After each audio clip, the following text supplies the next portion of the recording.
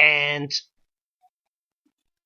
now, with that digression aside, obviously the winner of the ladder match, Adam Cole. And I even said to the same friend that made the comment about the Velveteen Dream, this was a match that I really didn't care who won, because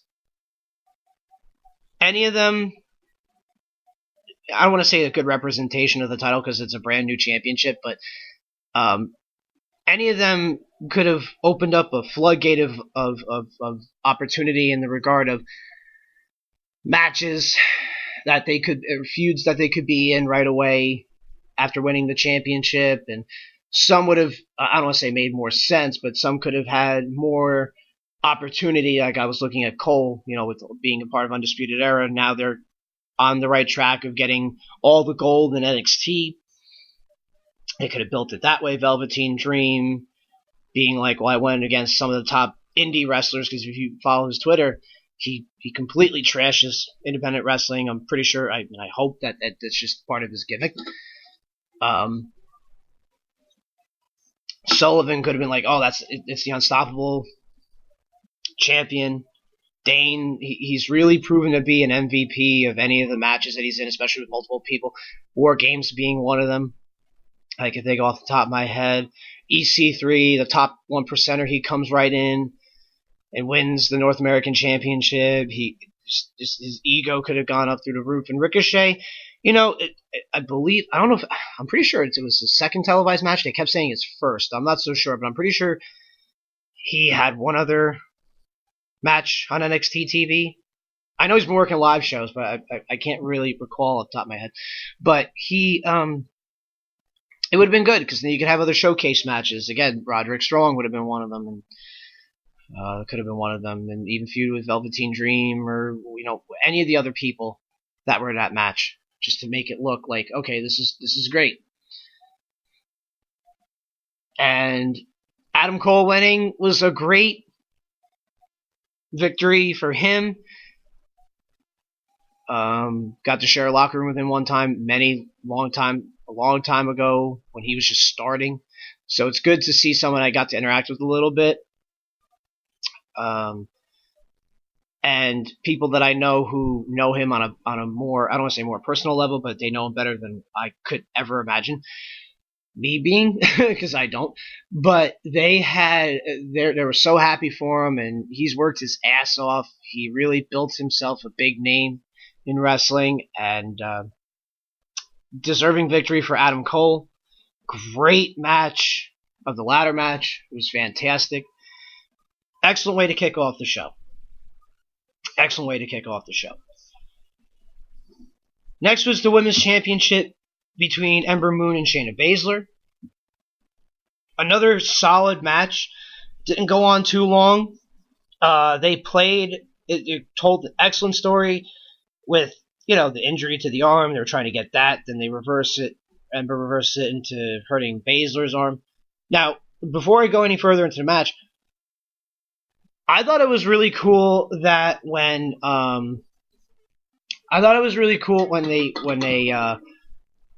like when they do live entrances for talent. However, a lot of times when they play the live entrances, they lose. Spoiler alert.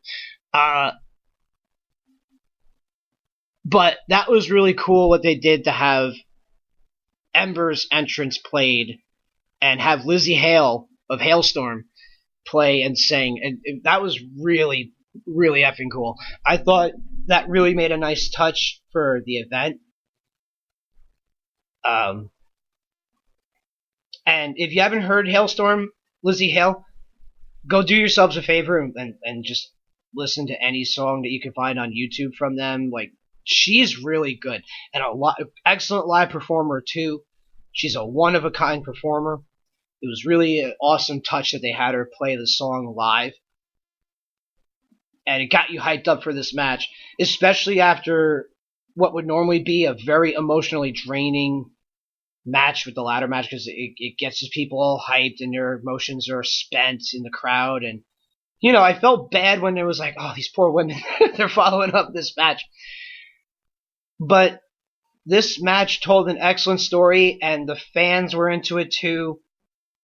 relatively short compared to the rest of the matches on the card. And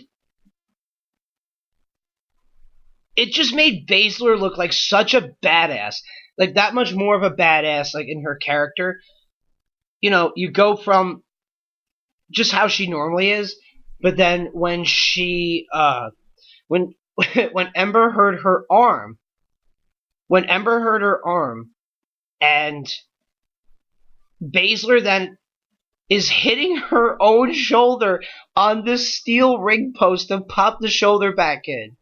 Like, come on. The determination to win, the resourcefulness of Baszler of like, okay, well, this is what I gotta do in order for me to win. And putting herself through that much pain, just how she played it off of it. It was so brilliantly done. And then when she reverses Ember's finisher, she can't use her arm, but she uses her own hair. And yanking your own hair, of how painful that could be. She uses her own hair for the leverage to get that move on, that choke. At the end of the match, and she has enough strength with the long arm yanking her own hair to win the match. That was beyond fantastic. Like, how everything played out. There's such attention to detail, and again, I compliment the commentary team too. They're paying attention to every little detail, which is making you like, because otherwise, I wouldn't have noticed right away that Baszler was grabbing her hair. I just think she's just like using her one arm, and she's that strong with the choke. But she grabbed her hair. Oh my god! And them women really, they put on an excellent match. Ember, I mean, obviously with WrestleMania coming about and then the Raw, SmackDown after, you wonder who the call-up's going to be. If the Rumble is any indication, and this loss is of any indication, I kind of see Ember going to the main roster. What an excellent addition she's going to be to that roster. To whatever she goes to. I would love to see her compete with Asuka for the title at some point, because they had excellent matches in NXT. She's going to be an excellent asset to wherever she goes on the WWE brand. So, I'm not disappointed in a win at all by Baszler. Excellent win. Now it opens up the flood. Because there are many, in my opinion, there are many more face challengers or babyface challengers that Baszler can go against. And it'll be believable because everyone's going to want this Punk to be dethroned of her championship. It's an excellent story, and it's telling more. Because Kairi Sane got involved, and obviously you can get Candice LeRae involved. You can get, so many other women involved with this. It was fantastic. It's going to be great. I'm really looking forward to seeing the direction in which they go with the Women's Championship from here.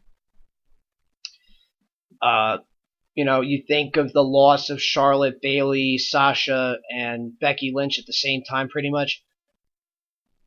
Mainly Becky, Sasha, and Charlotte first. Like, the women who really built that division. Between Asuka, Ember, Nikki Cross, now Shayna Baszler, the new champion, Ember Moon, they really did a great job keeping that division relevant, and the women are really stepping up their game, and they're doing a fantastic job. I have to give credit to everybody involved there for putting in the work to really making the women's division what it is on NXT. So, Ember will be an excellent asset to the roster if this is really the case, or if she doesn't get a rematch first at the next TakeOver, or within the TV tapings. But I'm excited to see where they're going to go with Baszler, this badass, against all these other wrestlers of the NXT Women's Division. So I'm really excited to see where this is going from here. Next is the winner-take-all NXT Championship Dusty Classic final triple threat tag match between Pete Dunne and Roderick Strong Adam Cole and Kyle O'Reilly of Undisputed Era, since Bobby Fish is hurt, which really sucked. Horrible timing of the injury. And Authors of Pain. Now, before I go into the match, Authors of Pain, if they get called up to the main roster, this is kind of one of those things that's leading up to them to go as well, like I was talking about with Ember Moon. They're, I don't know what they're doing with the Revival. I wish they would do more with them in the sense, like, all right, give them more action, do this, do that. But if they're booked right, I could see the Authors of Pain being a big part of the WWE Tag Team division as well. Again, whatever roster what they put them on, wherever they put them, they're definitely going to make an impact on WWE Tag Team roster wherever they go, and if they're booked right. So, with the match itself, great match. Again, they played it off really well to give Adam Cole the break after the ladder match. The match was really good. Authors of Pain have really grown into an excellent tag team over the course of time from their tenure in NXT. The addition to Pete Dunne and Roderick Strong in the tournament's great because Pete Dunne, the WWE United Kingdom champion, has become quite a fan favorite with the NXT universe, and Roderick Strong obviously playing the role of he can get there, but he really can't win the big one and everything. And this is where NXT's attention to detail is absolutely fantastic. Skip to the end of the match. Well, I'm not saying you don't skip to just the end of the match. You really need to watch this whole thing. But the end of the match, we'll fast forward to that. And it looks like Pete Dunne is about to win the championships for the team that shouldn't have been there, storyline-wise.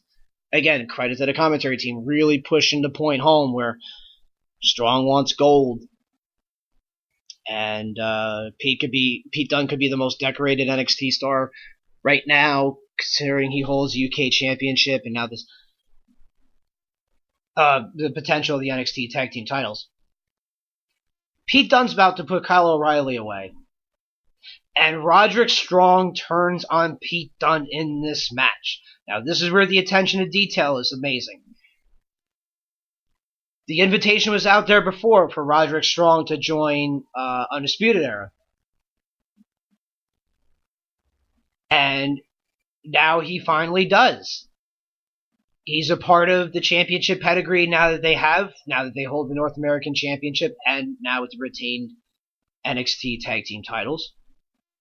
They could play it off with Roderick Strong now maybe winning the big one, becoming the first American to hold the UK title, if they go that route.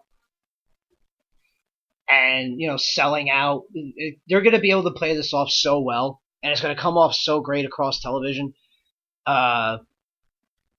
People are complaining like, oh, he's had no character, Now, if they kept him on 205 Live, he could have been the Cruiserweight Division's version this day of Dean Malenko. Excellent wrestler, didn't really talk a whole hell of a lot of the mic, didn't need to. He let his work speak for itself. Basically Dean Malenko's character.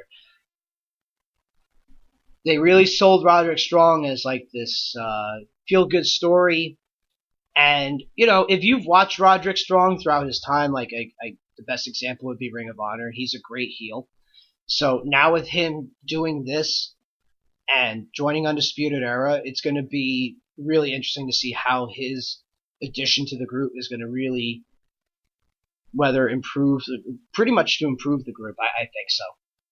And we'll see how much further they'll go with the Undisputed Era and what they are able to accomplish in NXT. I mean, pretty much, it's a full-blown Ring of Honor group. I mean, between, Red Dragon, Bobby Fish, and Kyle O'Reilly, Adam Cole, and now Strong. Strong and Cole were both former Ring of Honor World Champions. And then you obviously had O'Reilly and Fish, who were the NXT Tag Champions, but they also held the Ring of Honor World Tag titles as well. They're doing a great job making this faction a thing. And how happy they were, meaning Cole and O'Reilly, that